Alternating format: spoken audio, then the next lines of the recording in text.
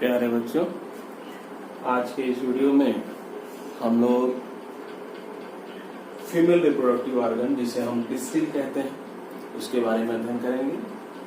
Pistil में megasporangium क्या है, ओव्यूल क्या है और एम्ब्रियो सैक, इस तीन के बारे में हम विस्तार से चर्चा करेंगे। बच्चों, आप जानते हैं कि फीमेल रिप्रोडक्टिव ऑर्गन जो है वो पिस्टिल होता है, जिसे हम हिंदी में क्या कहते हैं, जायांग कहते हैं। पिस्टिल हिंदी में क्या कहते हैं, जायांग कहते हैं। आप एक ये डायग्राम जायांग का देख सकते हैं। किसी भी पुष्प में जो सेंट्रल पार्ट होता है मोस्टली वो जायांग का होता है, जिसमें एक लंबी संरचना दिखाई देती है जिसमें ऊपर का भाग स्टिग्मा कहलाता है। स्टिग्मा एक पतली नलिका द्वारा नीचे, जहां फ्लावर थैलेमस पे लगा हुआ है, एक पतली नलिका द्वारा जुड़ा होता है। इस पतली नलिका को हम कहते हैं स्टाइल। क्या कहते हैं, स्टाइल। हिंदी में इसे कहते हैं वर्तिका। स्टिग्मा को हिंदी में क्या कहते हैं, वर्तिकाग्र।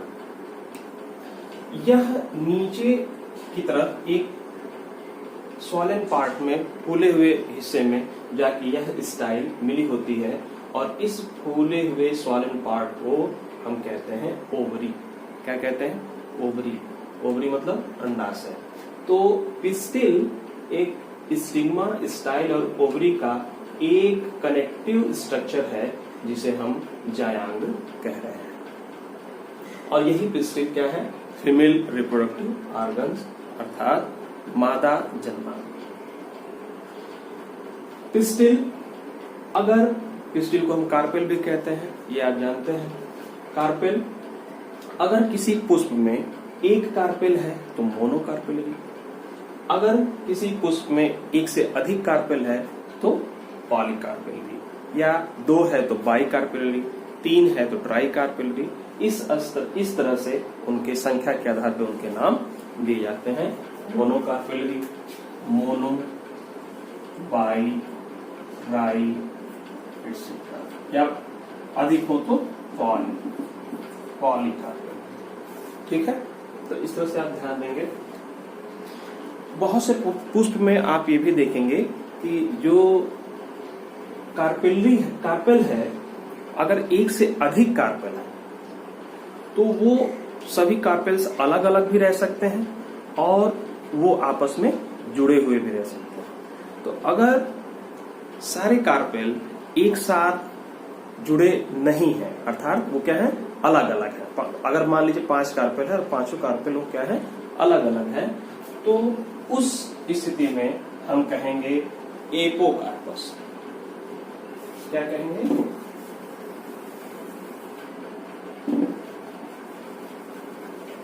एपोकार्पस। एपोकार्पस, ठीक है। और यदि सारे कार्पेल आपस में जुड़े हुए हों तो उसे कहेंगे सिनकार्पस।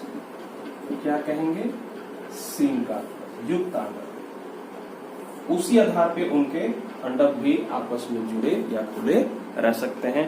तो ओवरी भी एपोकार्पस ओवरी या सिनकार्पस ओवरी कहलाती है। तो एपोकार्पस अगर वो फ्री हो, सारे कार्पेल क्या हो, फ्री हो, और सिनकार्पस यदि वो क्या हो, ज्वाइंट हो, आपस में ज्वाइंट हो।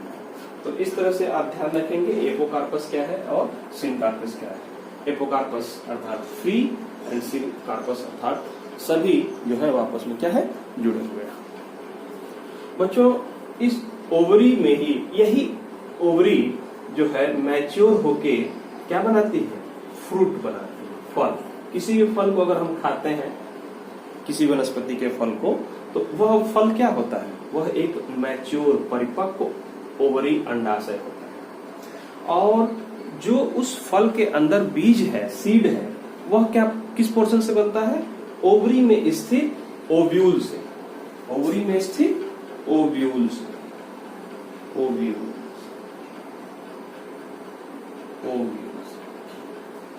ठीक। तो ओवरी में जो स्थित ओव्यूल है, वह ओव्यूल जैसे ही ओवरी मैच्योर होती है तो ओवरी पूरी फल में बदल जाती है और ओवरी के अंदर का जो ओव्यूल है वह किस में बदल जाता है, सीड में बदल जाता है, उसके सीड बनता है।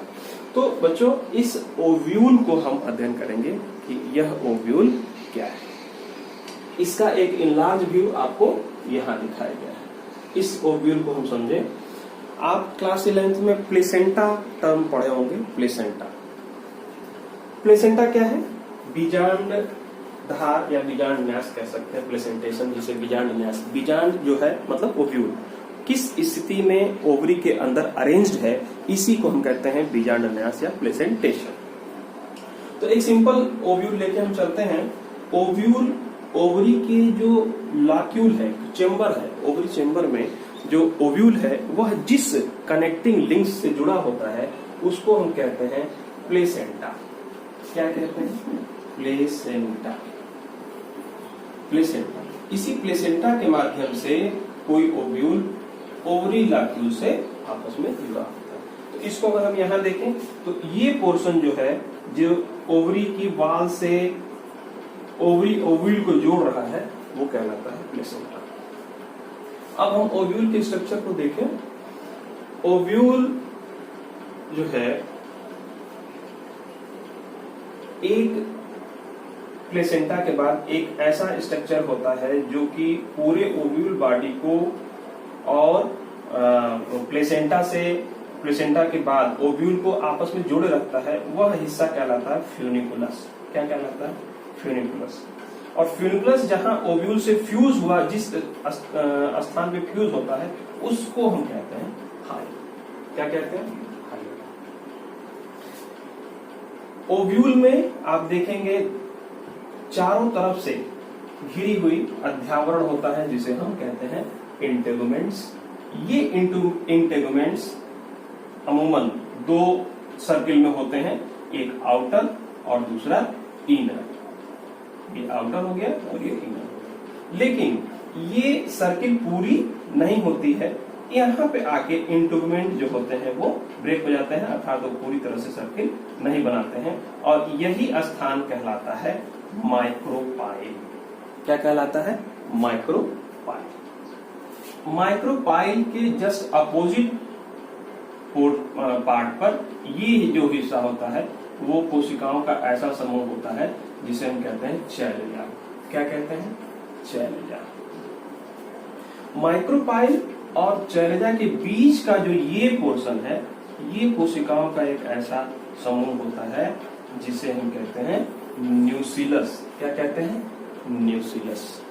तो इस तरह से एक इनरट्रापस ओव्यूल, एक साधारण ओव्यूल की संरचना में आप देखेंगे कि ओव्यूल फ्यूनिकुलस हाइलम से जुड़ा हुआ, जो ओवरी के लाक्यूल से जुड़ा हुआ है, ओवरी के आंतरिक भित्ति से जुड़ा हुआ है, वह ओवरी के भित्ति से जुड़ा हुआ ओव्यूल इंटेगुमेंट, माइक्रोपाइल, न्यूसिलस और चैलेजा, ये कैसे इन सब कोशिकाओं के समूह से एक स्ट्रक्चर बनता है जिसे हम कहते हैं ओव्यूल। ठीक है। तो ओव्यूल, ये जो न्यूसिलस की कोशिकाएं हैं, इन्हीं न्यूसिलस की कोशिकाओं पर पूरा दारोमदार है मेगा स्पोरेंजियम में, अर्थात ओव्यूल में मेगा स्पोरोजेनेसिस, गुरु बीजाणु जनन करने का कार्य करते हैं, जिससे ये हमें एक एम्ब्रियोसैक या क्या कहें फीमेल गैमेटोफाइट, फीमेल गैमेटो, आपको नर में याद होगा मेल गैमेटोफाइट, उसी तरह से यहाँ फीमेल पार्ट में जो एम्ब्रियोसैक है वो कहलाएगा फीमेल गैमेटोफाइट। तो इस तरह से आप ओव्यूल की स्ट्रक्चर को देखा जिसमें कि फ्यूनिकुलस, हाइलम, इंटेगुमेंट्स जिसे हम हिंदी में अध्यावरण कहते हैं, बीच में न्यूसिलस और ऊपर की तरफ चैलेजा और नीचे की तरफ माइक्रोपाइल। ठीक, यह बीजांड और यहाँ पे इंटेगुमेंट्स के सर्किल पूरे नहीं होते हैं, अर्थात इंटेगुमेंट यहाँ नहीं होता है। और इसी स्थान से जब पालन ग्रेन वर्तिकाग्र पर जर्मिनेट होगा तो अपने पालन ट्यूब को इस वर्तिका की पतली नलिका से होता हुआ जब डेवलप करेगा और फिर इसी माइक्रोपाइल स्थान से अपने मेल जर्म यूनिट को यहाँ पे एंट्री प्रवेश कराएगा, जो कि हम बाद में फर्टिलाइजेशन में उस प्रक्रिया को देखेंगे। तो इस तरह से आपने देखा कि ओव्यूल क्या है। ठीक, आगे देखते हैं कि ओव्यूल में जो एम्ब्रियो सैक है उसका डेवलपमेंट कैसे होता है।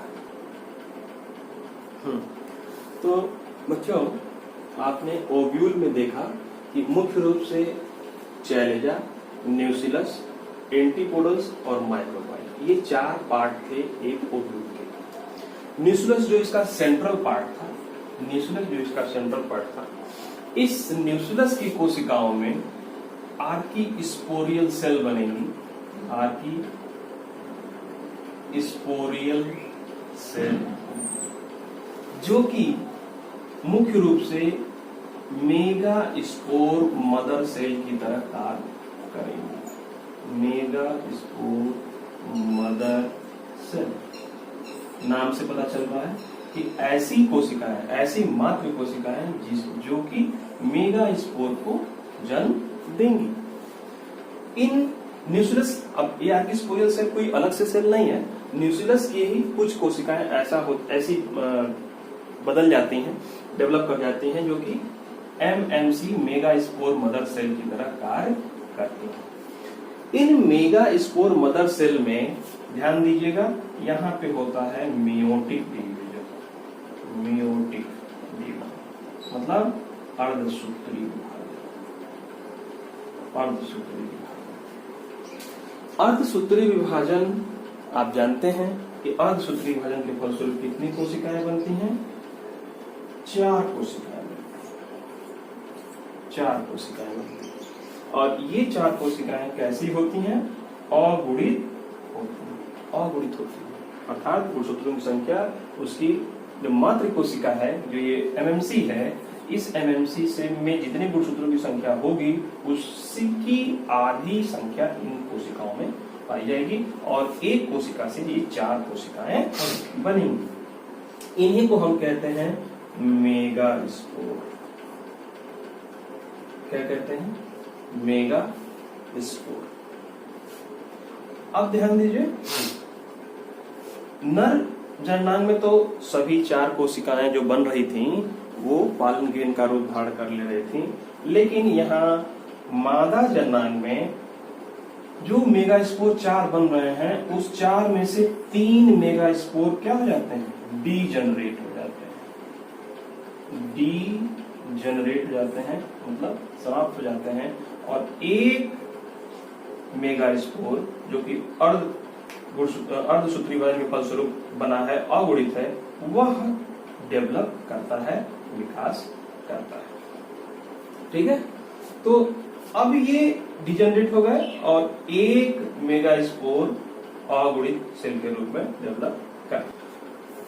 एक कोशिका जो ये आपको अर्धसूत्री विभाजन के फलस्वरूप मिली, जो वायबल है, 3 तो डिजनरेट हो गए, एक जो ये अर्धसूत्री विभाजन के फलस्वरूप कोशिका मिल रही है। अब इसमें क्या होगा? Mitotic division. क्या होगा? माइटोटिक डिवीजन, सूत्री विभाजन। अर्थात इससे कितनी बनेगी कोशिकाएं? जानते हैं आप, सूत्री विभाजन में 2 कोशिकाएं बनती हैं और गुणसूत्रों की संख्या उसकी मात्र कोशिका में गुणसूत्रों की संख्या के बराबर होती है। अर्थात अगर ये n है तो ये भी n होंगे। फिर पुनः इन दोनों कोशिकाओं में भी पुनः माइटोटिक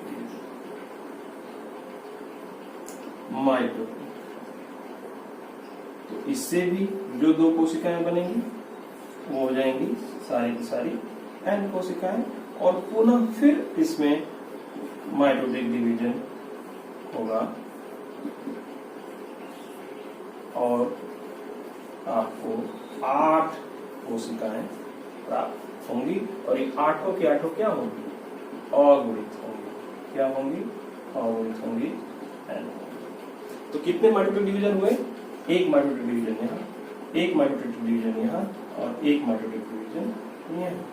अर्थात 3 कॉन्सिक्यूटिव माइटोटिक डिवीजन के फलस्वरूप एक मेगा स्पोर से 8 कोशिकाएं बनी। अब यहाँ ध्यान देने वाली बात यह है कि इन माइटोटिक डिवीजन होने के बाद फ्री न्यूक्लियर डिवीजन होता है। इसमें बनी हुई कोशिकाओं में सेल वॉल का निर्माण नहीं होता। तो ये एक न्यूक्लियस की तरह से सभी कोशिकाएं पड़ी रहती हैं, इनमें कोशिका का निर्माण नहीं होता है। तो सेल वॉल का निर्माण नहीं होता है जिससे कि एक कोशिका के रूप में दिखाई दे आपको। ये सारी प्रक्रिया होने के बाद तब इसमें सेल वॉल का फॉर्मेशन होता है जिससे कि वह आपको सेल के रूप में दिखाई देते हैं। ये 3 कंसेक्यूटिव माइटोटिक डिवीजन होने के बाद। तो इस तरह से ये आप देखेंगे कि 8 जो कोशिकाएं हैं, 8 जो न्यूक्लियर हैं, एक ही कोशिका में एक न्यूक्लिएट 8 न्यूक्लिएट कोशिका के रूप में एक कोशिका आपको दिखाई देगी। जो स्थिति होगी वो कैसी होगी जरा इमेजिन करें। ये आपकी एक कोशिका ये थी, ठीक। अब इसमें 3 कंसेक्यूटिव माइटोटिक डिवीजन हुआ है जिसमें कि आपको 8 कोशिकाएं प्राप्त हुई, ठीक है। 8 कोशिकाएं प्राप्त हुई। ये सभी की सभी cell wall division, cell wall का फॉर्मेशन नहीं हुआ है जिससे कि वो अभी सेल के रूप में डेवलप नहीं हुई। तो इस तरह से ये 8 कोशिकाएं, अब ये 8 कोशिकाएं अपने अपने अरेंजमेंट में जाएंगी, अपनी अपनी पोजीशन पे अपना पोजीशन लेंगी और एक फीमेल जो एम्ब्रियो सैक है वो निर्माण करेंगे, फीमेल गैमेटोफाइट एम्ब्रियो सैक का निर्माण करेंगे। तो जरा देखिए ये कैसे अरेंज होती हैं ये 8 कोशिकाएं जो 3 कंसेक्यूटिव माइटोटिक डिवीजन के फलस्वरूप आपको प्राप्त हुई हैं। तो 3 कोशिकाएं आपको यहाँ, 3 कोशिकाएं आपको यहाँ और 2 कोशिकाएं, ठीक है। अब ध्यान दीजिए इन जो अरेंजमेंट लेते लेते इन कोशिकाओं में सेल वॉल का निर्माण अब हो गया रहता है और ये अपनी पोजीशन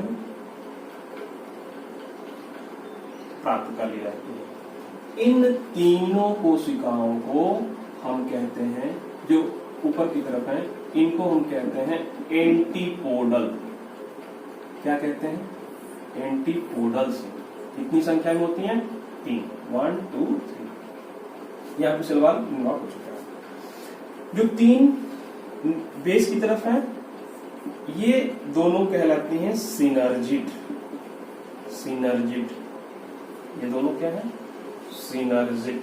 सिनर्जिड मतलब होता है सहायक। ये निषेचन में सहायक करती हैं इसलिए इनका नाम सहायक कोशिकाएं या सिनर्जिड सेल। और बीच में है एग सेल, है ना? यही मोस्ट इंपॉर्टेंट सेल है जिसमें कि निषेचन होना है। तो एग सेल, तो सिनर्जिड, एग, सिनर्जिड, ये तीनों आपस में मिलके कहलाती हैं एग अपैरेटस। क्या कहलाती हैं? Egg apparatus. ठीक है, आपको पता है कि ये तीनों 8 कोशिकाएं जो थी वो एक अगुणित कोशिकाओं से बनी थी, इसलिए ये क्या है? अगुणित है। ये क्या है? अगुणित। ये एक सेल आपकी क्या है?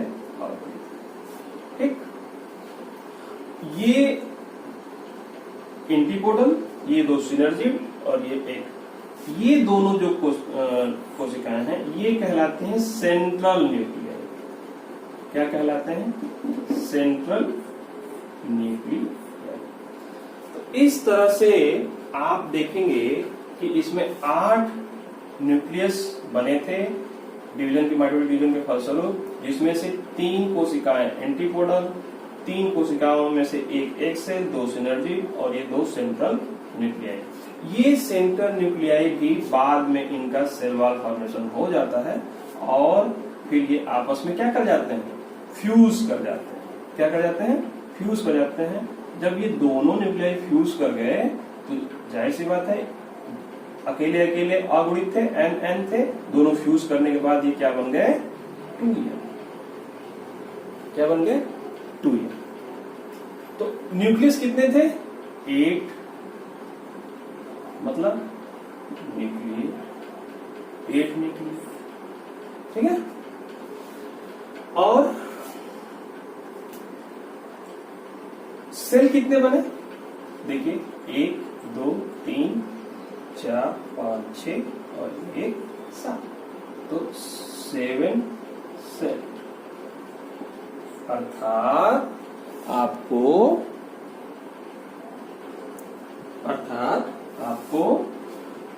जो एम्ब्रियो सैक मिल रहा है, ये अब ये मैच्योर्ड क्या है, matured embryo sac, matured embryo sac. ठीक है, यह मैच्योर्ड एम्ब्रियो सैक जो मिल रहा है वो कैसा मिल रहा है, 8 न्यूक्लिएट मिल रहा है और 7 सेल मिल रहा है। ये ध्यान दीजिएगा, ये प्रश्न पूछा जाता है कि एम्ब्रियो सैक की न्यूक्लिएट स्टेज क्या है और सेल स्टेज क्या है, तो आप बताएंगे 8 न्यूक्लिएट और 7 सेल। कैसे 8 न्यूक्लिएट हुआ था ये भी आपको पता है, और 7 सेल कैसे हो गए ये भी। तो 7 सेल कैसे हो गए, ये भी 8 सेल क्यों नहीं हुए, 8 सेल इसलिए नहीं हुए कि जो सेल सेंट्रल या पोलर न्यूक्लियाई थे ये आपस में क्या हो गए, फ्यूज हो गए, और इनकी जो पोलैरिटी हो गई वो डिप्लॉयड हो गए और सारे के सारे ऑर्गोनिथ ही रहे। ठीक है, तो इस तरह से आप देखें कि एक एम्ब्रियो सैक में 3 एंटीपोडल, 2 जो है आपके सेंट्रल न्यूक्लियाई और 2 सिनर्जिक और एक एग सेल मिलके एक 8 न्यूक्लिएट 7 सेल्ड एम्ब्रियो सैक का निर्माण कर रहे हैं। ये पूरी अब समझ में आ गई पूरी बात कि न्यूक्लियस से कोई एक सेल आर्किस्पोरियल सेल जो मेगा स्पोर मदर सेल की तरह कार्य करेगी, और उसमें फर्स्ट क्या होगा, मियोटिक फ्यूजन होगा। तो आप ध्यान दीजिए, यह लास्ट स्पोरोफाइट हो गई, लास्ट स्पोरोफाइट सेल हो गई, और फर्स्ट फीमेल गैमेटोफाइट क्या हो गया, फर्स्ट फीमेल गैमेटोफाइट ये मेगा स्पोर हो गया। ठीक है, ये जो कि ऑर्गोनिथ है। ठीक है, क्या है, ऑर्गोनिथ। ठीक, अर्धसूत्री विभाजन के फलस्वरूप 4 बने थे, 4 में से 3 मेगा स्पोर डिजनरेट हो गए थे, एक डेवलप किया था।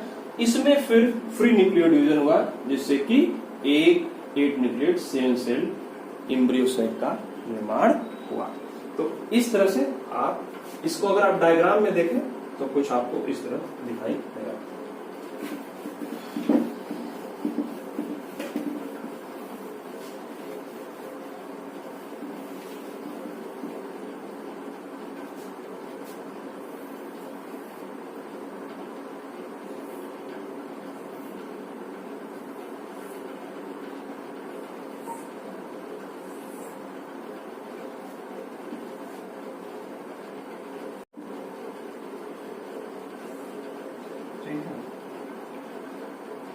ये आपके एंटीपोडल इंटरमेंट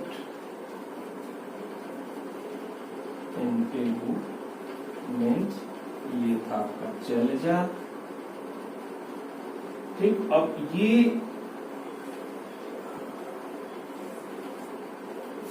ठीक एम्ब्रियो सैक जिसमें कि 3 एंटीपोडल, बीच में सेंट्रल न्यूक्लियाई, सेंट्रल सेल, और नीचे आपका ये एक सिनर्जी, ये एक, ये सिनर्जी। ठीक, ये तीनों मिला के एक एपरेटस, ये आपका जो डिप्लॉयड सेंट्रल सेल है ये, और ये 3 क्या हो गए, एंटीपोडल। अब ध्यान दीजिएगा, ये एंटीपोडल क्या है, ऑर्गोनिथ है।